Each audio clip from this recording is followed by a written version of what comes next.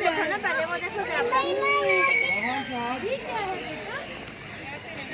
ये बाजू तो बाहर है, एक बाहर है उधर।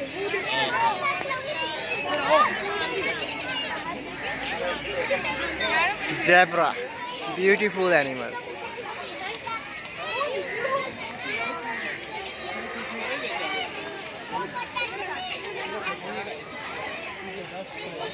चलो पहले हम ज़ेब्रा की वीडियो बना लें।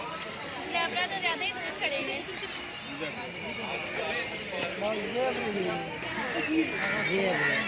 लिखिए भुने चले।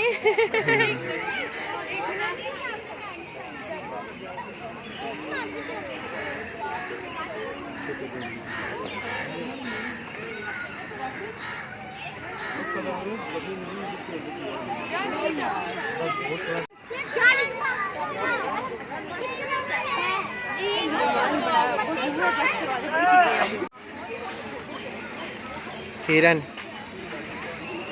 सांबर हिरन।